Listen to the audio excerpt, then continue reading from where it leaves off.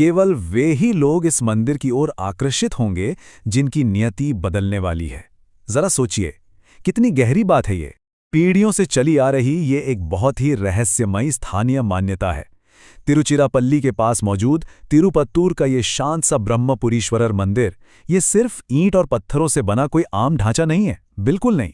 इसका सीधा संबंध हमारे भाग्य, हमारे कर्मों और हमारी नियति से है। तो चलिए आज मिलकर इस गहरे रहस्य की परतें खोलते हैं। इस दिलचस्प विश्लेषण में स्वागत है। आज हम एक बहुत ही अद्भुत और सच कहूं तो हैरान करने वाले विरोधाभास पर बात करने वाले हैं। जरा कल्पना कीजिए, स्वयं ब्रह्मा जी जो पूरी दुनिया का भाग्य लिखते हैं, उन्हें भी अपना खुद का बिगड़ा हुआ भाग्य सुधारने के लिए एक खास जगह की तलाश करनी पड़ी थी। क्या ये अचरज की बात नहीं है? आज हम इसी मंदिर के उन रहस्यों, वास्तुकला और दर्शन को गहराई से समझेंगे जो सदियों से जिज्ञासुओं को अपनी ओर खींच रहे हैं। आज की हमारी ये यात्रा मुख्य रूप से इन 5 अहम पड़ावों से गुजरेगी। पहला, रचयिता का टूटा हुआ अहंकार। दूसरा, ब्रह्मांडीय संतुलन के अनुष्ठान। तीसरा, पत्थरों में छिपे रहस्य।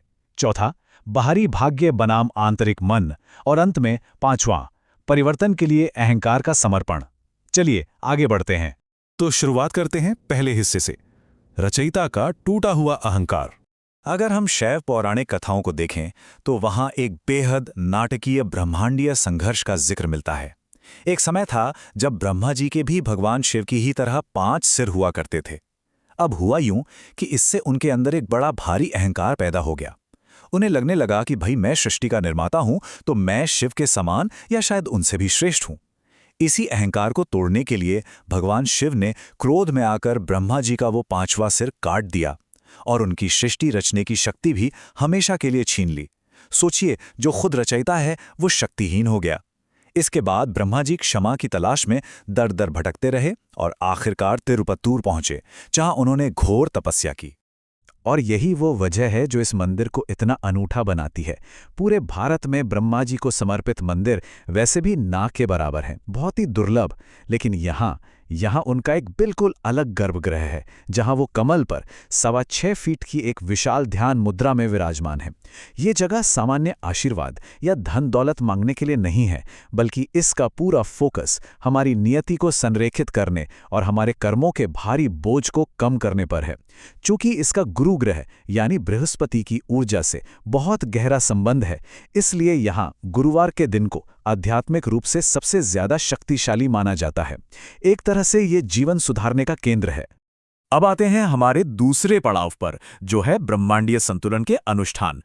देखिए, इस मंदिर में सीधे जाकर अपना भाग्य बदलने की अर्जी नहीं लगाई जा सकती। ऐसा नहीं होता।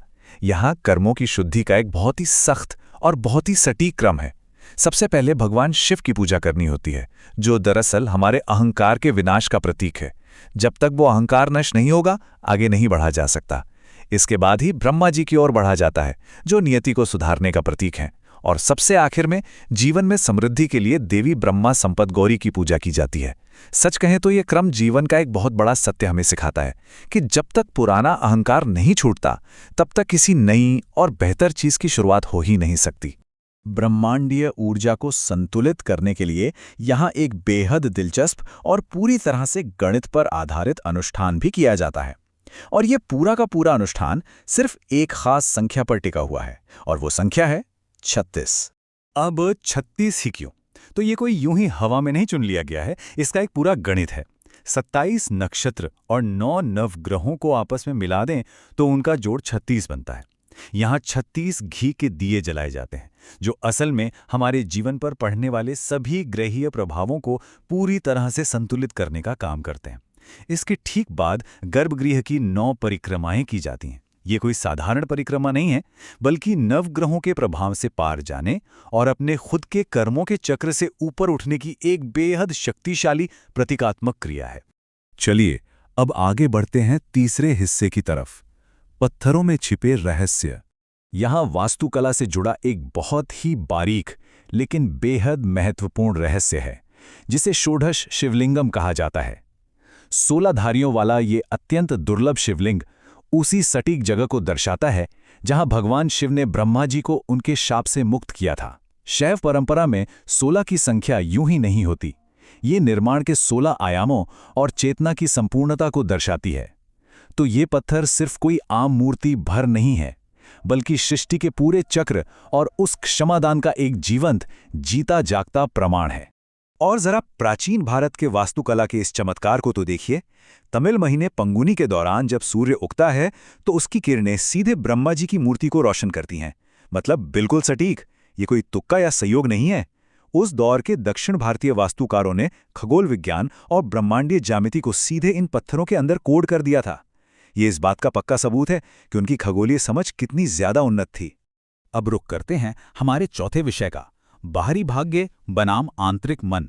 ये पूरा मंदिर अपने आप में एक बहुत ही गहरे द्वैत या कह लें कि दो अलग अलग पहलुओं को समेटे हुए है। एक तरफ तो भगवान ब्रह्मा हैं जो हमारी बाहरी सांसारिक नियति और जीवन के समय चक्र को बदलते हैं, लेकिन दिलचस्प बात यह है कि दूसरी तरफ इसी मंदिर परिसर में महान ऋषि पतंजलि की जीव समाधि भी मौजूद है।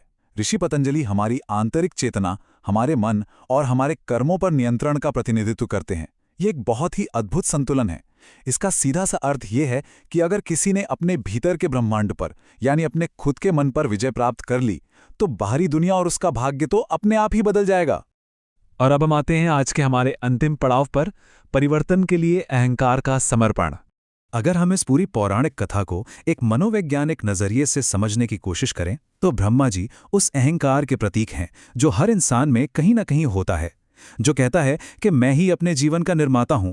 और शिव उसी अहंकार के टूटने का प्रतीक है। ब्रह्मा जी की जो तपस्या थी वो असल में आत्म साक्षात्कार है। एक आध्यात्मिक साधक के दृष्टिकोण से देखें तो बहुत से दर्शनार्थियों ने ये अनुभव साझा किया है कि पतंजलि समाधि के पास ध्यान करने पर उन्हें एक असीम शांति और मानसिक स्पष्टता महसूस होती है। सच तो ये है कि हमारी असली नियति केवल तभी बदलती है जब हमारा अहंकार एक उच्च ईश्वरीय व्यवस्था के सामने पूरी तरह से आत्मसमर्पण कर देता है। तो अंत में हमारा ये विश्लेषण हमें एक बहुत ही गहरे और विचारोत्तेजक सवाल के साथ छोड़ जाता है। जैसा कि हमने देखा, ये सिर्फ एक मंदिर की कहानी नहीं है, बल्कि ये मानव चेतना की कहानी है। जब भी हम नियति बदलने या किस्मत बदलने की बात करते हैं तो क्या इसका मतलब सच में बाहरी दुनिया की परिस्थितियों से लड़ना होता है, या फिर बस अपनी आंतरिक चेतना और उस गहरे बैठे अहंकार को बदलने की जरूरत होती है? इसी गहरे सवाल और विचार के साथ आज के इस विश्लेषण को हम यहीं समाप्त करते हैं।